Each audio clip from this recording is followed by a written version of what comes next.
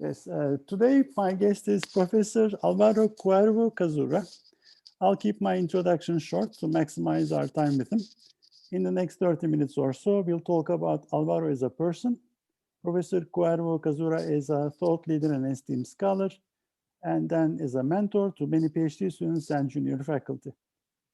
Alvaro is a fellow at the AIB and a co-editor of Global Strategy Journal, was a reviewing editor at JIBS and the winner of JIBS Silver Medal for his contributions to the field.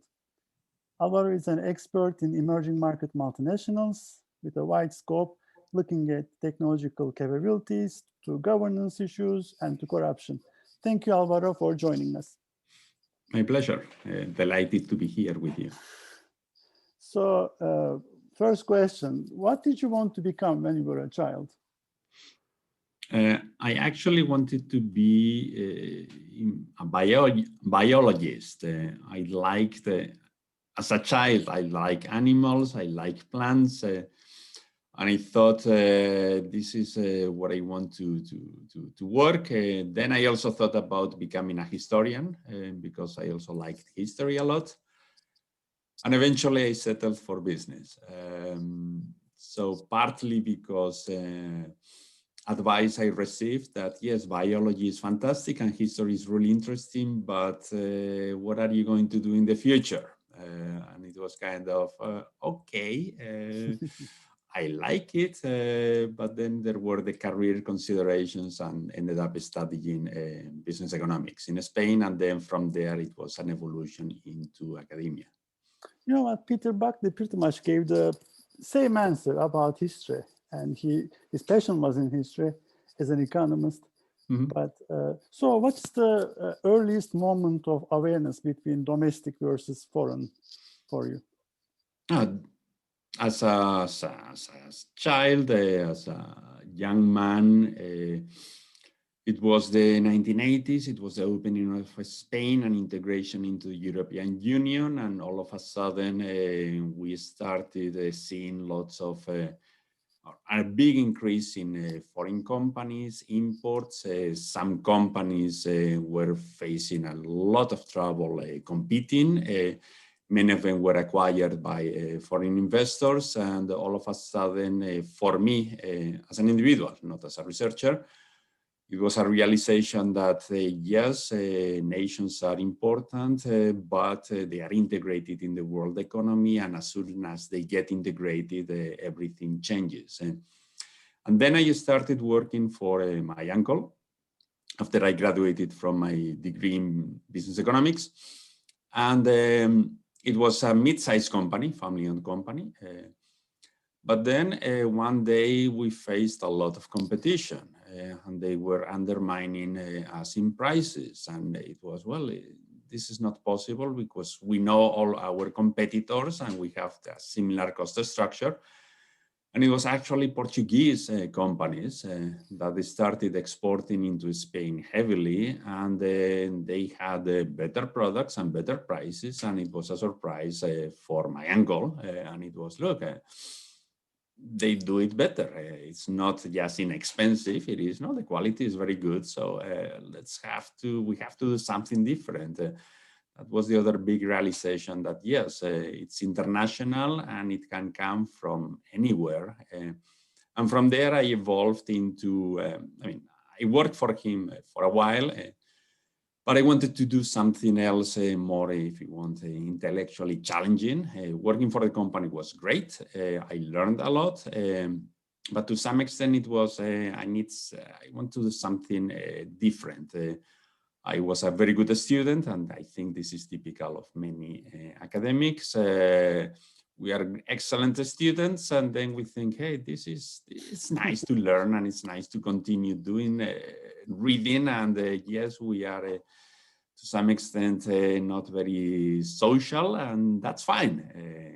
Academia requires you to be spending a lot of time alone in your office reading and writing. So I went back to the university, started a Ph.D. in Spain, and I started analyzing corporate governance, how banks own the industrial companies and the effect of ownership on company behavior.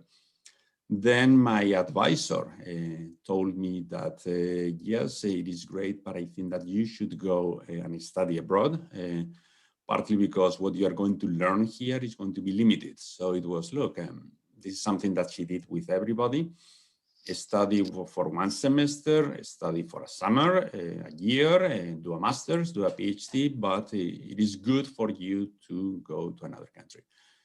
So I applied to PhD programs, and to some extent, I wasn't sure what I was doing, because I was, at the time in Spain, one of the earliest applicants in business. And there was a long tradition in economics, but not so much in business. So I didn't really have much guidance into what is a PhD in the US, how do you write the applications, letters of recommendations, transcripts, and all these things. I ended up being admitted at MIT, and that was a big surprise. I didn't know the university that well, but my advisor saw the list of professors and she thought, no, this is a really good place. It's not you bad. should go here.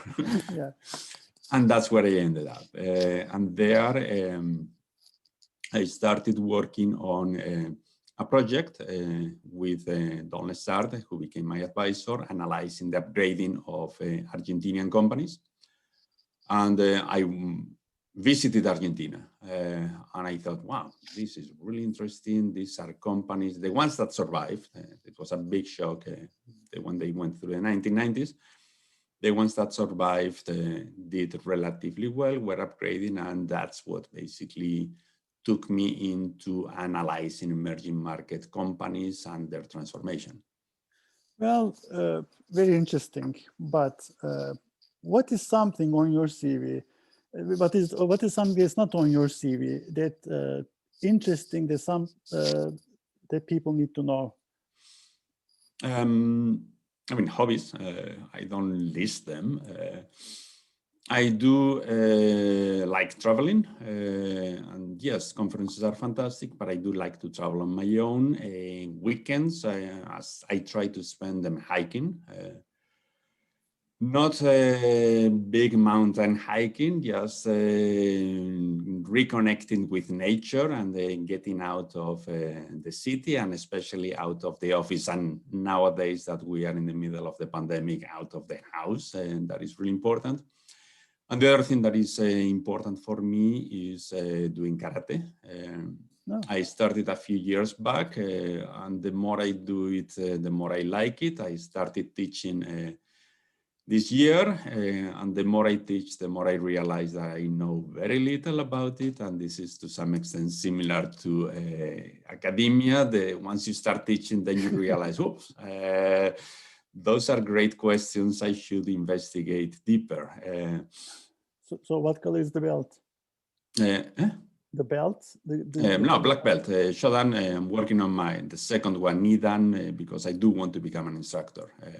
Wow. And it's the perfection, and it's trying to do it really well. It's not just knowing how to do it, but doing it perfectly, which is good both for, if you want, yes, health, mental health, but also it's a new way of looking at life and trying to do the same thing with other aspects of my life. Interesting. Let's talk about regrets. What's the one thing you wish you would have done that you didn't? I think that once you reach certain age, and I'm not going to reveal mine, one common theme is more time early on with family and friends. This is typical if you want in your career. You start focusing on the career, and then the weeks become weekends, and in some occasions the weekends and weeks merge. Now I think I have evolved into a much more, if you want, balanced lifestyle, in which, yes, I work intensively throughout the week, and then I try to take the weekends off. And to some extent, it's a better balance of life and work.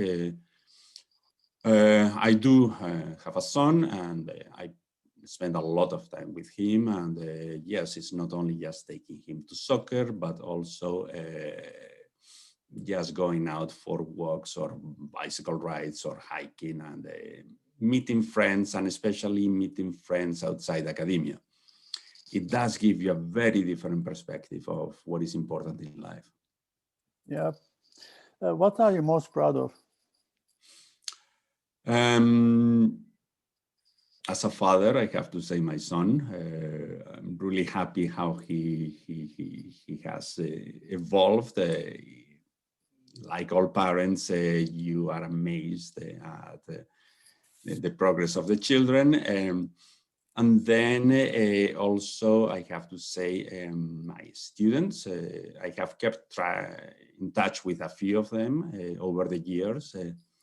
And I do like to see that, yes, academia is good and you have impact and citations and things like this, but it is, I think, the personal relations that make the most difference, and how you basically see people that you taught a long time ago and you thought, well, maybe this is something that they learned, and then they basically integrate some of those ideas and they do very well in their lives. Okay. Yeah. Now let's talk about Professor Cuervo-Cazurra. And you're stranded in a small village. You sought refuge in a small neighborhood pub, and the locals are curious about who you are, what you do for a living. How would you summarize your research to this type of an audience? And when they follow up, if they ask you, why is this important? What would you say?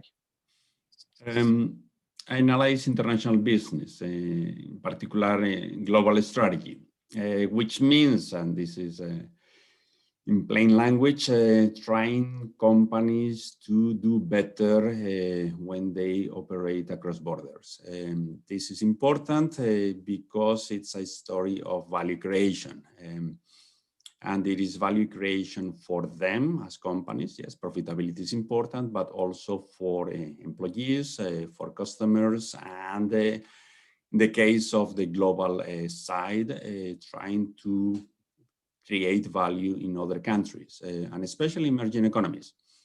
This is important. Why? Because it's not a matter of development as such, but reducing poverty. And companies play a very large role in this through employment, through the products that they generate, and through general spillovers to local companies. What are a few of the omitted variables in IB research? I don't think we understand well decisions. We take theories and then we impose theories on relationships. Why managers make those decisions? We assume them. That's why whenever somebody asks me, what do you think is the best thing to do in research? My answer is talk to managers. They are the ones who know why they are making certain decisions and not others. And they are the ones who can tell you whether theory makes sense to them. Theories are great because they simplify decision-making, but at the same time, we do need to know how managers are actually making those decisions. And we tend to assume them. I think that this is something that is missing, especially in large sample analysis, in which we look for relationships, but the mechanisms are for the most part missing because they are at the individual level. And the databases don't capture that type of variables. To bring back the managers inside the IB research again, this is your new agenda. This is interesting. What does your mind think of when it wanders freely in a state of idle curiosity?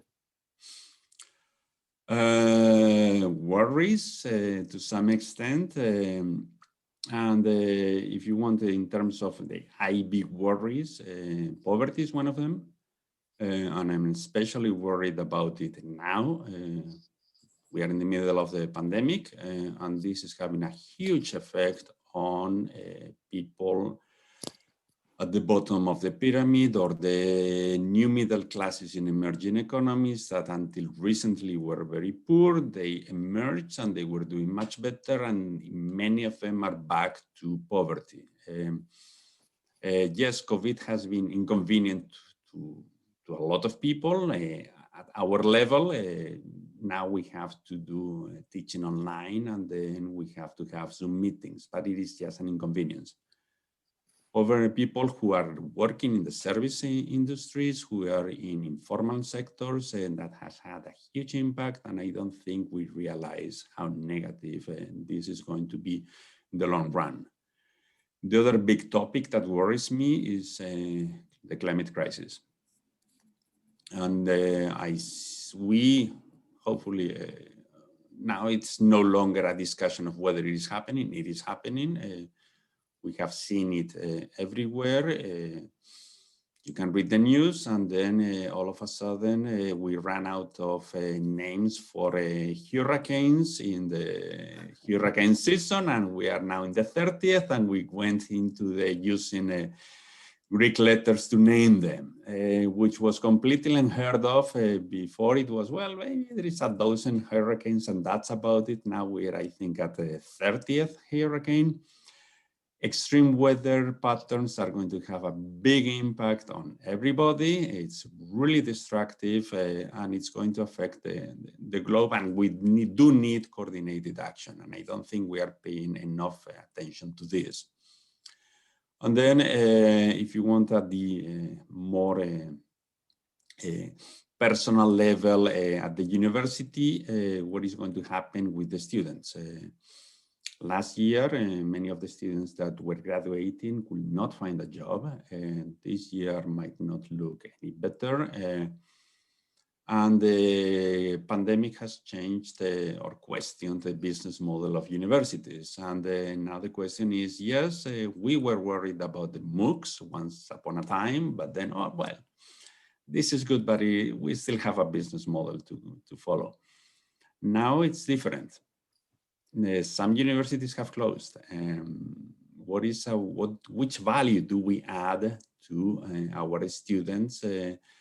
How are we going to rethink the role of universities in society? In these chats, I started hearing more about wealth inequality, like Subirangan calls this wealth inequality instead of income inequality. It is becoming more profound. It is more center stage now. So what do you see the IB research, or where do you see the IB research in the next 5 to 10 years? What's the next big thing? I think that income inequality is important. Personally, I worry more about poverty. Yes, it's not good that some people are extremely wealthy, but in some cases you can think, well, they have created value, they have created companies, they deserve a compensation. The level, we can have a different debate. My worry is more about whether the bottom is not getting ahead. Something that was good about emerging markets in the last 2 decades is that many of the people who were very poor stopped being very poor and became part of the new middle classes. And that was good for the countries, and it was good for them. So in that sense, it is something that has evolved. It is now coming back. I think we need to pay more attention to that. Less focus on companies, and to some extent, let's regain the focus on the individuals. Other big things, technological changes. And the transformation, if you want, of globalization away from trade and investment and into data. We have all this big debate about, well, there is globalization and there is less globalization, and there is a pushback against globalization. And yes, there is some slowdown in trade and especially in investment, and that's a result of the economic crisis. But to some extent, this has been replaced with data and services, which are not easy to measure. And as a result, I don't think we do a good job analyzing them. Once upon a time, international business was you buy something that is imported from another country, or you work for a foreign company. Now, international business is you open an app, And you are going to be served by a company in a faraway country that you don't know nor care, and you're going to be interacting with people in very different locations, and you see this as something that is seamlessly happening. And you don't realize that that is a big aspect of globalization. So that's that type of technological transformation is something that I don't think we are currently doing a good job, and it's something that we need to do more about. And the other one is the big, if you want, institutional transformation on the pushback against globalization, and especially the political pushback. And yes, all of us are talking about Trump and Brexit, but this is a pushback that has happened in other countries. Nationalism is on the rise, and it's not quite the same as the extreme that we saw 100 years ago, but it is a worry that potential problems that happen in the country are being blamed on the foreigners. It's always an easy excuse. And this is now having big impacts on, if you want, the continuation of global interactions. The US-China relationship, the deterioration, and then the impact of those two countries on the rest of the world, nationalism, the politics, that I think is something that we need to go back and pay more attention. It was a huge topic in the 1970s, and it was the political risk, and it was nationalization. It's not quite the same now. It is very different, but politics and the role of politics in business is, if you want, the other big thing that is going to have a big impact. And last question on the research topic. Which IB questions are overly studied, and which areas are less fruitful, in your opinion? I think that the discussion of entry methods has been to some extent well answered, and it's difficult to get into new insights. Partly it is driven because it's relatively simple to find databases. So we have a big tendency in IB, it's not only IB, but management in general, of just analyzing whatever we can measure. So we are looking under the lamp for the lost keys, and the lost keys happen to be in an obscure spot. We are not looking there. So that's a topic that, yes, it is important. We do have lots of good answers. I don't think that it's needed. There's a need to continue there. And the same thing with motives of internationalization. To some extent, we do understand it. Let's go into much more sophisticated management. Let's go into what the managers do, and especially new topics, new changes, what is happening. This is what's good about international business. There is always a new wave of changes. So let's take those as a laboratory and try to analyze them. Technological advances, climate change, political backlash against global relations. That's, I think, the areas that are really open for new insights. Perfect. Now let's just talk about you as a mentor. What do you wish you would have known when you were starting out, and what's the most valuable lesson you learned during this period?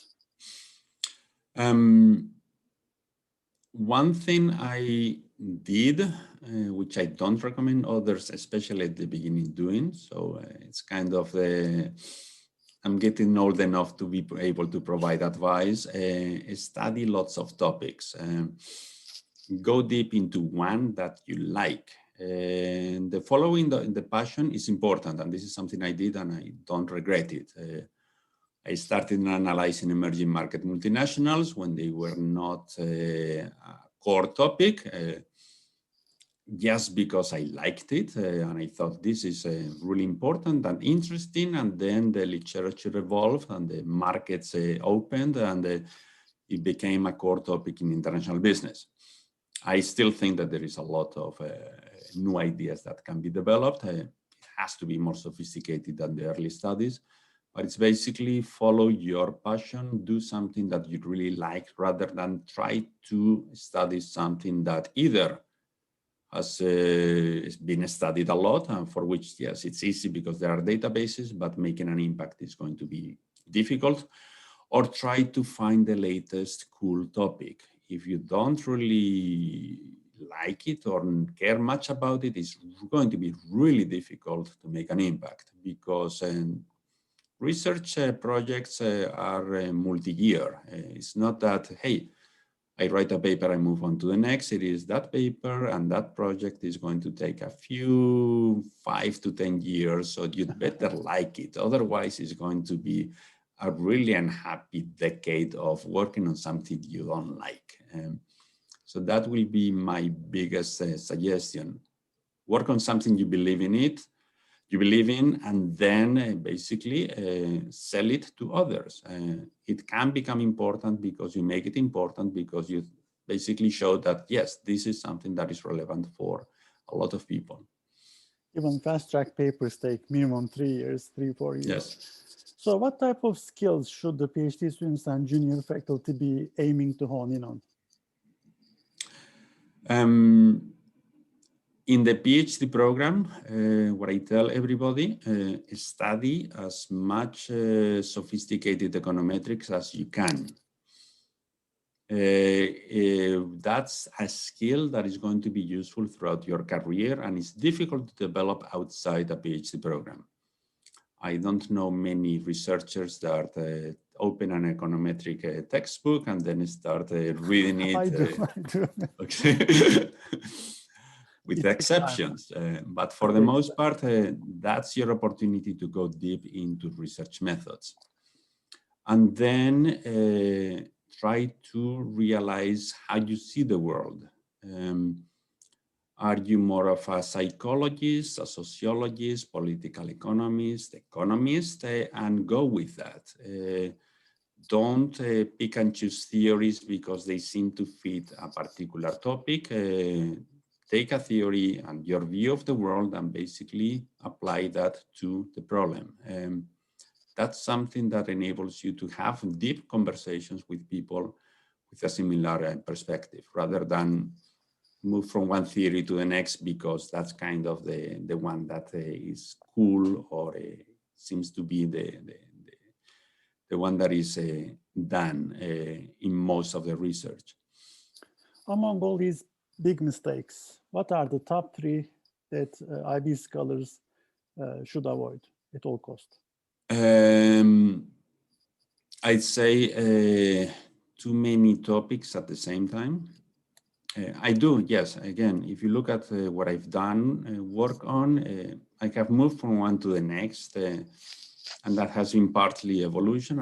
In Spain, I started a PhD. It was on corporate governance, so that interest was there. At MIT, I continued one on global strategy. And then from interviewing managers, I learned about corruption. So it's my mind has moved across topics. For the most part, I will recommend stay with one topic and become an expert and do a good job on that.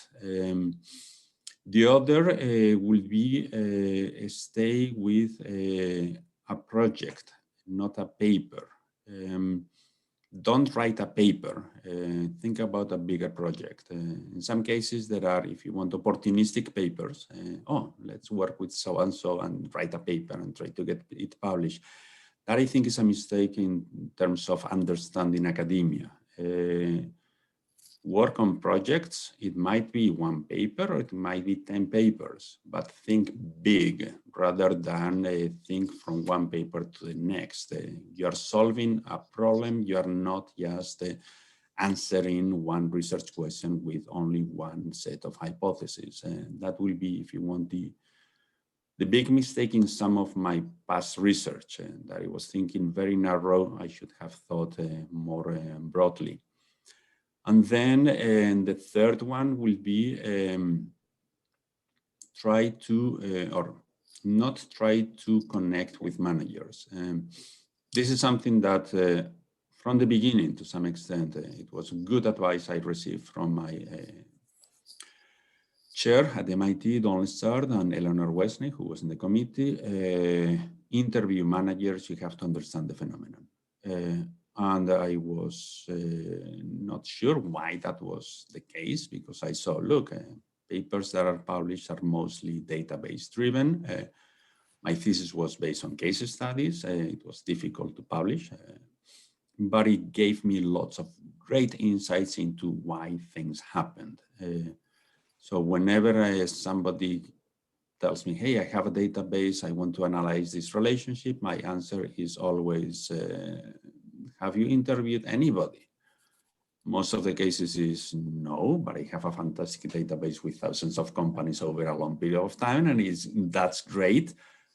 Talk to managers. They don't have to be the CEOs of the leading multinationals. They can be your aunt because she has created a company, or it can be your grandmother who created her company. Talk to somebody in the industry and they will tell you what are their main worries, and they will tell you why things happen. And then you can go to the database and basically try to find those relationships. But doing research based on just relationships in a database, I don't think is a good way to basically advance science. Last question. What's one question that I should have asked but didn't? What worries me? What keeps me up at night, which is the typical question that I see in interviews with managers. Most of them worry about their companies, and the advantage we have in academia is that we worry about our university, partly because we don't have a direct connection with the bottom line. We are to some extent very siloed into producing good research and training executives and students to go into the workforce, but we are not connected to the money side. But in terms of worries, concerns, two big ones, poverty. And this is linked to the issue of emerging markets. And yes, I do analyze companies, but I am concerned about the value that these companies create in these markets. And most of my research is basically trying to understand how can these companies do better, create more value, they employ people, they develop technologies, their customers are going to be happier, there are going to be big spillovers to the local economy, and these countries continue evolving and are less emerging. And the other thing, and this is now something that is more bigger, if you want, the issue of ESG impact of companies, and especially the impact of companies on climate crisis. What is going to happen to what we do? How can companies contribute and address their negative spillovers and improve their positive ones? Thank you, Alvaro, for this very interesting and candid chat, and I learned a lot. I'm sure others will agree. Thank you for your time. My pleasure. Thank you very much for the interview. Take care.